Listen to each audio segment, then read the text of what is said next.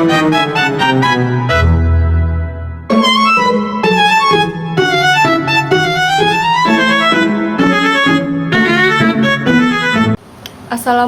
warahmatullahi wabarakatuh. Perkenalkan, nama saya Esti Paramita Dewi, NIM 21 kelas 6A. Tujuan saya membuat video kali ini untuk memenuhi tugas UTS mata kuliah Inovasi Pembelajaran.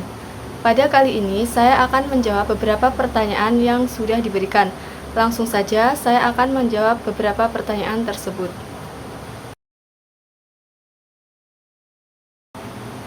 Untuk meningkatkan kualitas pembelajaran pada saat ini, dibutuhkan metode yang tidak hanya berpusat pada guru, tetapi juga mendorong siswa untuk aktif, kreatif, dan kontekstual. Salah satu metode yang saya pilih sebagai inovasi untuk meningkatkan kualitas pembelajaran siswa di Pulau Madura adalah metode Project Based Learning atau PJBL. Metode pembelajaran ini menempatkan siswa sebagai subjek aktif dalam proses pembelajaran melalui kegiatan proyek nyata yang relevan dengan kehidupan mereka. Berdasarkan jurnal penelitian yang dilakukan oleh Novitasari DKK pada tahun 2025, model PJBL memberi ruang bagi siswa untuk merancang, menyusun, dan menyelesaikan proyek dalam rangka membangun pemahaman mendalam terhadap materi pelajaran. Metode ini sangat cocok diterapkan pada siswa di Pulau Madura karena karakteristik siswa yang cenderung aktif, memiliki ikatan kuat dengan budaya lokal, dan menyukai pembelajaran kontekstual yang dekat dengan kehidupan sehari-hari mereka.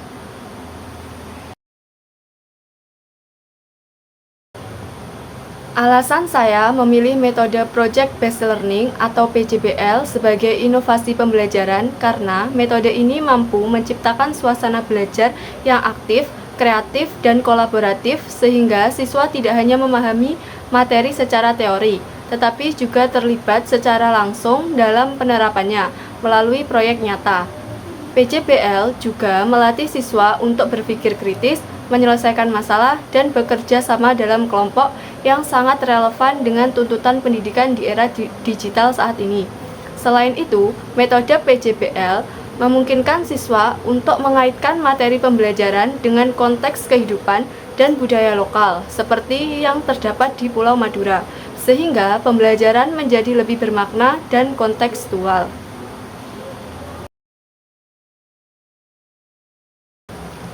Metode Project Based Learning atau PJBL adalah metode pembelajaran yang berpusat pada siswa di mana proses belajar dilakukan melalui pengerjaan suatu proyek untuk menyelesaikan permasalahan nyata. Dalam metode PJBL, siswa tidak hanya menerima materi secara pasif, tetapi aktif terlibat dalam merancang, meneliti, membuat produk, hingga mempresentasikan hasilnya. Tujuan utama PJBL adalah mengembangkan pemahaman mendalam terhadap materi pelajaran sekaligus melatih keterampilan berpikir kritis, kreatif, kolaboratif, dan komunikatif.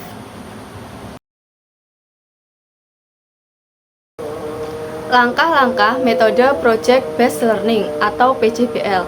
Yang pertama, menentukan pertanyaan mendasar. Guru merancang pertanyaan atau masalah nyata dan relevan yang akan menjadi dasar proyek. Pertanyaan ini harus mampu memicu rasa ingin tahu dan menantang peserta didik untuk mencari solusi. Kedua, mendesain perancangan proyek. Guru dan peserta didik bersama-sama merancang kegiatan, menentukan tujuan, menentukan jadwal, dan membagi tugas. Proyek harus sesuai dengan kurikulum dan kompetensi yang ingin dicapai. Yang ketiga, menyusun jadwal. Menetapkan waktu pengerjaan proyek, kapan setiap tahap dilakukan, serta kapan hasil akhir harus diselesaikan. Di sini, guru berperan sebagai fasilitator untuk memastikan manajemen waktu yang baik. Yang keempat, monitoring proyek. Di sini, guru memantau perkembangan proyek, memberikan umpan balik, dan memastikan siswa tetap berada di jalur tujuan pembelajaran. Yang kelima, pengujian hasil. Siswa mempresentasikan hasil proyek mereka dalam bentuk produk, presentasi, atau laporan. Di sini, guru menilai proses dan hasil menggunakan rubrik penilaian yang sesuai. Yang keenam, evaluasi pengalaman. Guru dan siswa bersama-sama merefleksi proses pembelajaran, tantangan yang dihadapi, serta manfaat dari proyek tersebut. Evaluasi dalam metode Project Based Learning atau PJBL dilakukan secara menyeluruh, tidak hanya menilai hasil akhir proyek, tetapi juga proses belajar siswa. Evaluasi metode PJBL meliputi yang pertama, evaluasi proses, menilai keterlibatan siswa selama pengerjaan proyek seperti kerjasama tim, tanggung jawab, kreativitas, dan kemampuan memecahkan masalah. Yang kedua, evaluasi produk, menilai kualitas hasil proyek siswa, baik dari segi isi, ketepatan konsep, kreativitas, keaslian, dan keterkaitannya dengan permasalahan yang diangkat. Yang ketiga, evaluasi presentasi, menilai kemampuan siswa dalam menyampaikan hasil proyek secara lisan atau visual, termasuk penguasaan materi dan cara berkomunikasi. Yang keempat, refleksi dan umpan balik. Guru memberikan masukan terhadap hasil kerja siswa, dan siswa juga melakukan refleksi diri untuk mengetahui kelebihan dan kekurangan mereka selama menjalani proyek. Yang kelima, penilaian kognitif. Penilaian terhadap pemahaman dan penguasaan materi yang dipelajari. Yang keenam, penilaian afektif. Penilaian terhadap sikap, minat, dan motivasi peserta didik dalam pembelajaran. Yang ketujuh, penilaian psikomotorik. Penilaian ini penilaian terhadap keterampilan dan kemampuan praktis yang dikembangkan selama proyek. Evaluasi ini biasanya dilakukan dengan menggunakan rubrik penilaian agar penilaian lebih objektif dan terstruktur. Ada beberapa keterampilan abad 21 yang harus dimiliki oleh peserta didik, yaitu yang pertama, berpikir kritis atau critical thinking. Peserta didik perlu memiliki kemampuan untuk menganalisis informasi secara mendalam, mengevaluasi berbagai sudut pandang, dan memecahkan masalah secara efektif. Yang kedua, komunikasi atau communication. Keterampilan menyampaikan gagasan dan informasi dengan jelas dan efektif, baik secara lisan maupun tulisan. Yang ketiga, kolaborasi atau collaboration. Peserta didik perlu memiliki kemampuan bekerja sama dalam tim, menghargai perbedaan, dan mencapai tujuan bersama secara produktif.